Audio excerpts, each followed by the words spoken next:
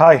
ലാലേട്ടന്റെ 2 സിനിമകളാണ് തിയേറ്ററിൽ വീണ്ടും റിലീസിന് എത്തുന്നത്. അതിലൊന്ന് ദേവദൂതനാണ്. ദേവദൂതൻ എന്ന് പറഞ്ഞ സിനിമ തന്നെ ഒരുപാട് ആളുകൾ പ്രതീക്ഷയോടെ കാത്തിരിക്കുന്നുണ്ട്. പക്ഷെ എനിക്ക് ഉറപ്പാണ് ദേവദൂതൻ എന്ന് പറയുന്ന സിനിമേനേക്കാളും 2 ഇരട്ടി ആളുകൾ തീർച്ചയായിട്ടും തിയേറ്ററിൽ വരുന്നാൽ തിയേറ്ററിൽ തന്നെ ആ എക്സ്പീരിയൻസ് ചെയ്യണം എന്ന് കരുതി കാത്തിരിക്കുന്ന ഒരു സിനിമ ഏതാണെന്ന് ചോദിച്ചാൽ മണിച്ചിത്രത്താഴായിരിക്കും. അത് ലാലേട്ടൻ ഫാൻസ് മാത്രമല്ല, സിനിമാ പ്രേമികൾ ഒന്നടങ്കം ഒരുപക്ഷെ തിയേറ്ററിലേക്ക് വീണ്ടും ഒരു പുതിയ സിനിമ റിലീസാവുന്ന രീതിയിൽ പോവാൻ സാധ്യത ഉണ്ടെന്നാണ് എനിക്ക് തോന്നുന്നത്. അത്രമാത്രം നമ്മൾ യൂട്യൂബിൽ കണ്ട് കണ്ട് കണ്ട് കണ്ട് കണ്ട് ഭയങ്കരമായിട്ട് കാണാപ്പാഠമായിട്ടുള്ള സിനിമയാണെങ്കിൽ പോലും അതിന്റെ ഒരു എക്സ്പീരിയൻസ് ഇപ്പോഴും മൊബൈലിൽ കാണുമ്പോൾ അത് കിട്ടുന്ന ഒരു ഫീല് ഭയങ്കരമാണ്. അപ്പൊ വലിയ സ്ക്രീനിൽ എന്താ പറയുക, ഈ 4K വോയിസിലും അതിന്റെ ഒരു ഭംഗിയിലും ഒക്കെ നമ്മൾ കാണുകയാണെങ്കിൽ ഓഫ്കോഴ്സ് അത് വേറെ എക്സ്പീരിയൻസ് തന്നെ ആയിരിക്കും. എന്തായാലും അതിന്റെ ടീസർ, ഒഫീഷ്യൽ ടീസർ 4K വന്നിട്ടുണ്ട്. Let's watch. റെഡി?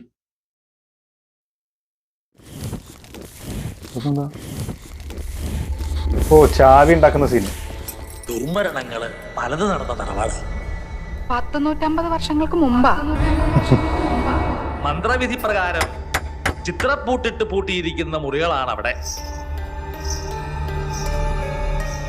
എന്തായാലും എനിക്ക് ആ മുറി ഒന്ന് തുറന്നു കാണണം. വിലക്കപ്പെട്ട മുറിയായിരുന്നു അത്. തെക്കിനി ഇനിയിപ്പോ എന്തൊക്കെയാ വരുന്നെന്ന്. ഞങ്ങൾ അവിടെ കണ്ട കാഴ്ച എന്താന്ന് എനിക്കറിയോ? പറഞ്ഞാൽ താൻ വിശ്വസിക്കുവോ?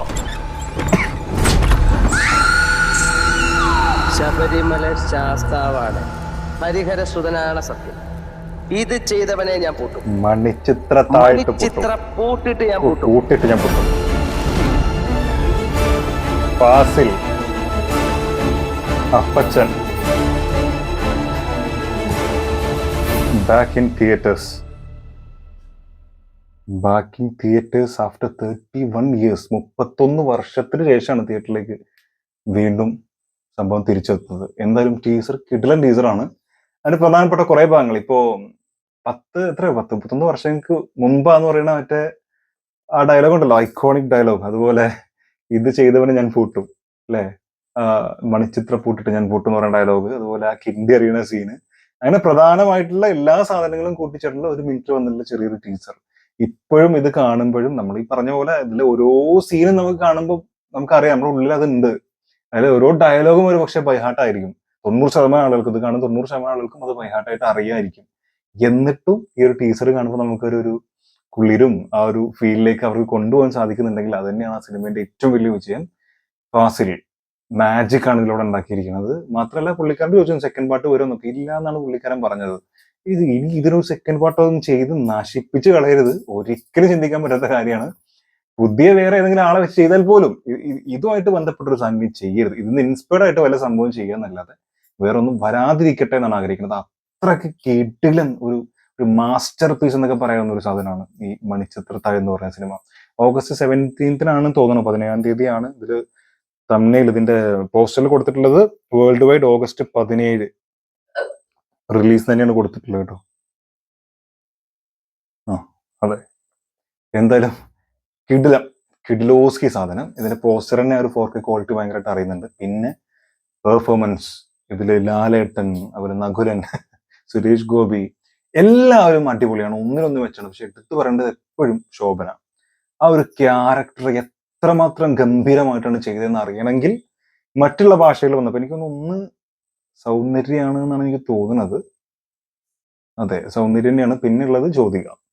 രണ്ടുപേരും ചെയ്തിട്ടുണ്ട്. പക്ഷെ ആസ് എ മലയാളി ഇത് കണ്ട ആളുകൾക്ക് തോന്നിക്കഴിഞ്ഞാൽ അത് അറുബോറായിട്ടാണ് ഫീൽ ചെയ്യുക. എനിക്ക് അങ്ങനെയാണ് ഫീൽ ചെയ്തിട്ടുള്ളത്. പക്ഷെ ഇതൊക്കെ വലിയ രീതിയിൽ ഇപ്പൊ സൗന്ദര്യം ചെയ്തതാണെങ്കിലും ജ്യോതിക ചെയ്താണെങ്കിലും ഭയങ്കര സംഭവം എന്ന് പറയുന്ന ആളുകളൊക്കെ ഉണ്ട്. പക്ഷെ ഒരിക്കലും ഇല്ല. പിന്നെ ഹിന്ദിയിൽ വിദ്യാബാലനാണ്.